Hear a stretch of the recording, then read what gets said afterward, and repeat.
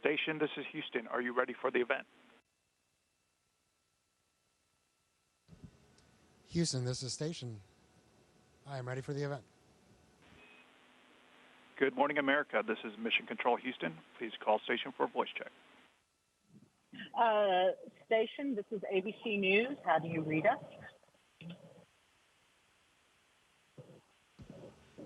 Hi, good morning. I hear you loud and clear. How do you hear me? I hear you loud and clear as well. So let's start with, you know, you're going to break a record, and I know records are made to be broken, but how significant is this record in terms of what we learn about human beings and our endurance for long-term space travel? Well, hey, Gina, good morning, and welcome back. It's great to have you with us on the International Space Station once again. You know, it's an honor to be able to be considered one of the people that's going to have spent a year in space. And so, yeah, for sure, this record will soon be broken again, and that's great because that means we're continuing to press forward. And I think this is really significant in the sense that it teaches us that the human body can endure, it can adapt, and as we prepare to push back to the moon and then from then onward onto hopefully Mars and further on in the solar system, I think it's really important that we learn just how the human body learns to adapt and how we can optimize that process so that we can improve our performance as we explore further and further out from Earth. As a physician, what changes have you noticed in your body? I knew some astronauts that they got taller in space. Did you sleep better? Did you sleep worse? I mean, how have you documented your year in space for yourself physically? Yeah, you know, we actually just measured ourselves the other day for our return trip because you got to make sure you still fit in your spacesuit, your pressure suit, and your seat in the Soyuz. And it looked like I had grown for about 3 centimeters. Unfortunately, that is not a permanent change. You know, essentially your discs in your spine tend to expand a little bit because of that lack of gravitational pressure. And so that change goes back to your normal within about 2 weeks of getting back to Earth. You also see a lot of fluid shifts up here. Again, because of the lack of gravity, a lot of the fluid that normally sits in our legs will tend to come up in your body. And essentially, you know, you get a little bit of more fluid in your face and your upper body. You adjust quite a bit in your first month here, but that tends to be a permanent change while you're here. And again, once you go back to Earth, all the fluid redistributes itself within the body, and you pretty much go back to your normal appearance within a couple weeks. Talk to me about sleeping in space. I know they've made changes in the space station with lighting. What is sleep like on the space station? Better, worse? How much better or worse did you sleep up there? Well, you know, for me, it's been wonderful, to be honest. Again, I've had a 25-year Army career, so I've been really rough on my body between a lot of helicopter landings, a lot of military jumps and skydives. I've done a lot to essentially earn some of the bumps and bruises that I've had in my body. And so the pressure that you feel in bed while you're on Earth is completely gone up here. And so you're completely decompressed, especially your neck and your spine. And so for me, that's been wonderful. You tend to just float in your sleeping bag. Your sleeping bag is really more to keep you in place so that you're not going around bumping everything in the middle of the night.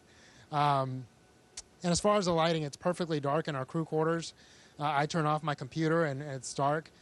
There is kind of a permanent sound on station, and that's because of all the life support equipment that we have that has to run permanently. But honestly, that makes for some great white noise. So I've actually slept better in the last 10 months than I have in a long, long time. We talked to Laurel O'Hara, who's coming up next month, September, and she's looking forward to giving you a hug and bringing some treats. What advice are you going to be giving Laurel before she launches? What tips are you giving her? Yeah, I'm obviously super excited to see Laurel, both because she's a great friend and also because it means it's time to go home. But yeah, Laurel's going to do fantastic. I mean, we all get fabulous training. We have an amazing support team on the ground that just gets us so ready for this mission. So I know she's going to knock it out of the park when she's up here. And I would just tell her to really just take the time to enjoy it. Just like any job, it's really easy to lose yourself in the work and focus so much on getting it right and doing a great job, which obviously is very important up here. But every once in a while, you just got to force yourself to look up, or in this case, look down the window, out of the cupola, and just enjoy the beautiful view. And really just take a moment to appreciate how blessed and how lucky we are to have this opportunity and enjoy where we are. Part of what I think is interesting to people about life on the space station is your food. Do you get much choice in food? What were your favorites? What hacks did you find up there for your diet? Yeah, we actually get really great food. The one downside is that we have to rehydrate most of it. Some of it comes in the same little green packets that you see in military MREs or cans, especially some of the international partners tend to have a lot of their food in cans. But it all generally tastes delicious. But what I'm really, really looking forward to is just fresh food. I'm actually looking forward to a salad, not necessarily because it's healthy, but just having fresh, green food is going to be fantastic. Every once in a while, in the resupply vehicles that come up, we'll get fresh fruit. And especially the citrus, because it keeps well, we tend to get a lot of citrus. You'll spend just as much time smelling the peel of an orange as you do enjoying the orange itself. And that's just because of that freshness and that smell of home that you get for those few minutes. I think some astronauts that I've spoken to, I'm going to jump over to spacewalk because that really is a highlight of anyone's career. Can you take me back on what that first moment was, the first time you stepped outside? Yeah, it's amazing that it's been so long already. And I was blessed to be able to do 3 spacewalks myself and then take part in 8 spacewalks total while we've been up here. And it's almost just as neat to watch your friends go out the door as it is to go out the door yourself. And to a large degree, to be honest, it's a little more nerve-wracking because you're responsible for putting them in the suit, making sure that everything's done properly so that they're safe out there. So in some ways, I felt a lot more pressure when I was putting my buddies in the spacesuit to go outside than I did when I was going outside myself. But I'll tell you, the views are just out of this world, literally. And that's because you have your full peripheral vision. When you're looking out of the cupola, it's an absolutely beautiful view, but you're generally limited to just kind of looking down. Whereas when you're outside, the helmet just allows us to see a little bit wider than 180. And so you're able to have an unobstructed view of the Earth and the universe. And it just makes you really appreciate how tiny we are, where we are, also how fast we're going. I mean, the movement, you just appreciate it so much more when you're outside. So absolutely, I would agree. Those 3 spacewalks for me were the highlight of this year up here. I'm trying to remember, for your first spacewalk when you went out, were you in light or darkness?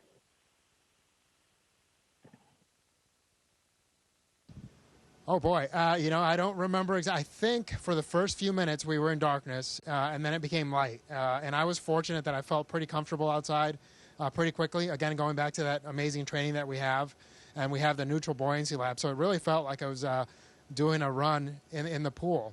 And so I felt pretty comfortable out there, and I really, you feel like a little kid, just in the weightlessness, enjoying that view, and appreciating that you're in your own little private spaceship in your spacesuit and in that environment. And so I had a few minutes to what we call adapt outside and essentially get used to the suit.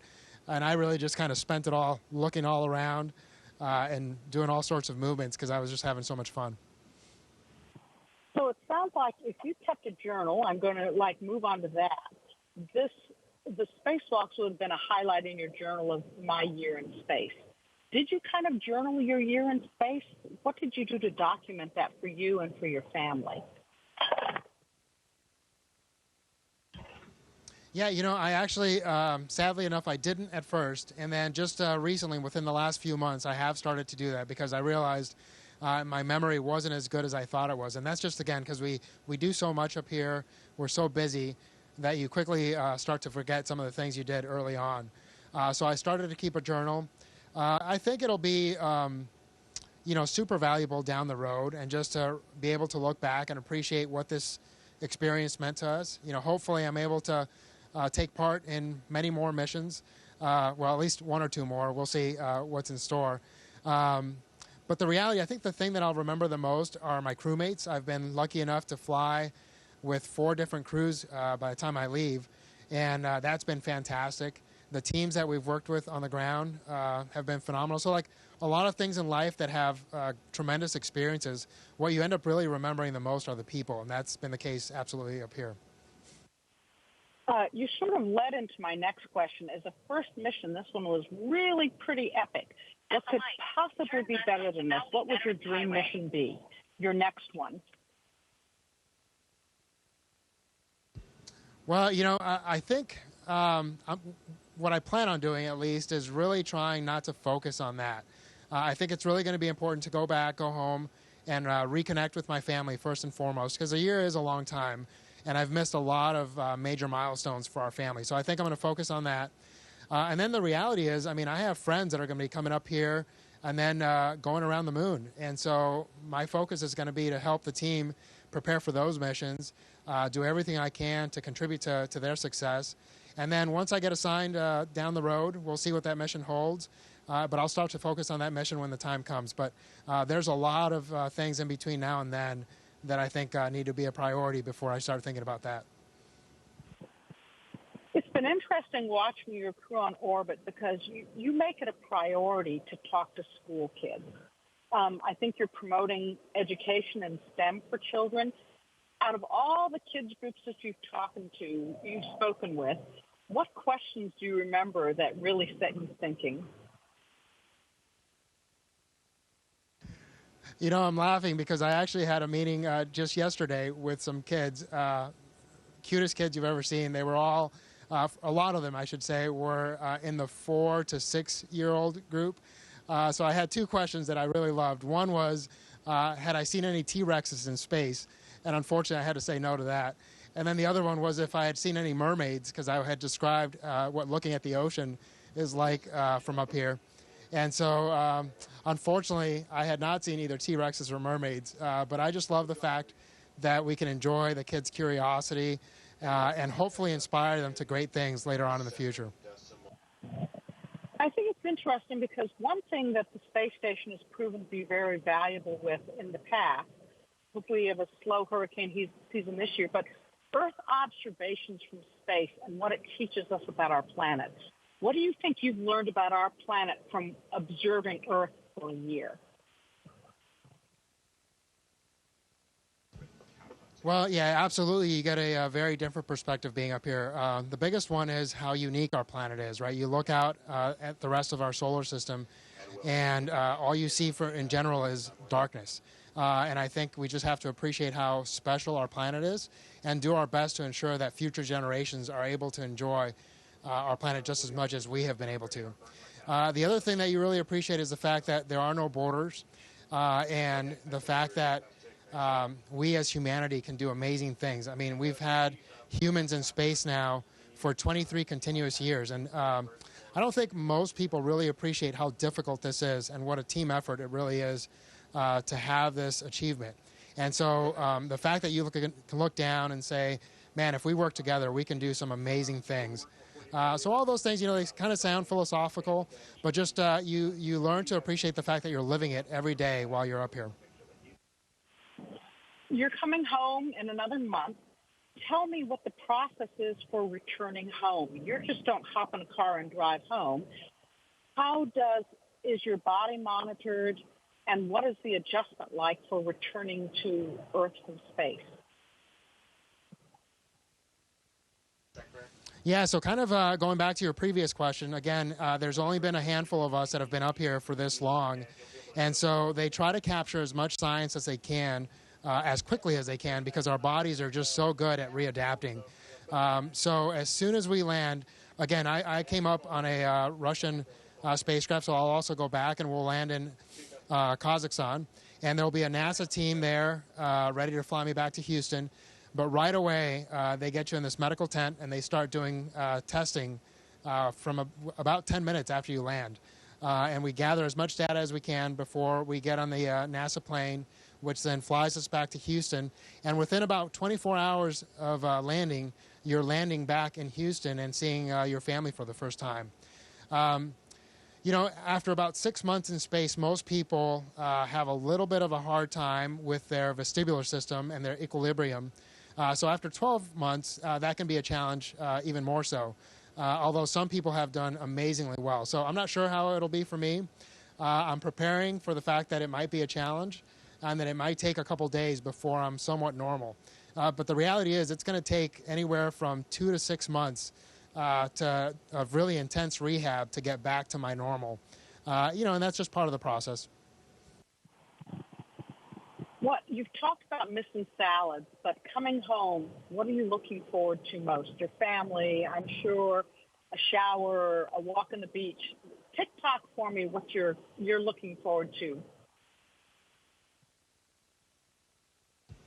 Yeah, well, I think you just named them all. Absolutely, time with my family. Again, you know, we've been able to stay in touch really well. We get phone calls, we get video conferences every once in a while.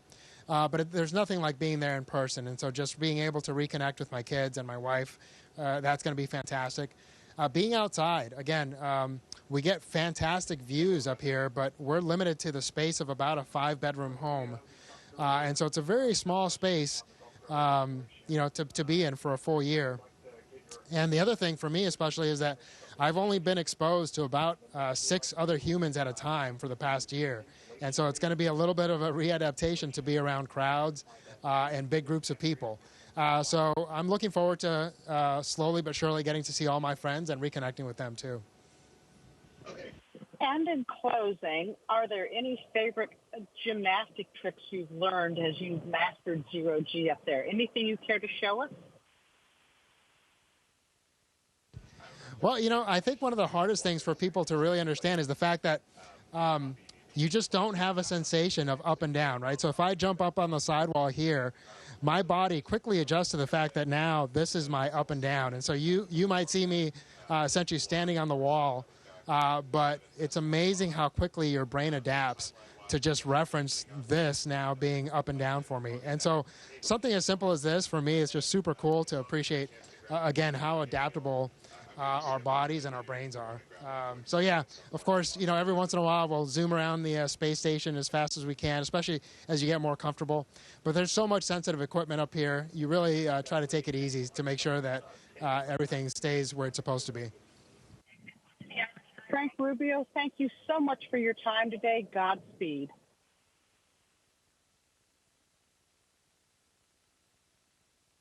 All right, Gina, thanks again. It's been an honor and a pleasure, and we'll talk again soon. Take care. Station, this is Houston ACR. That concludes the event. Thank you. Thank you to all participants from Good Morning America station. We're now resuming operational audio communications.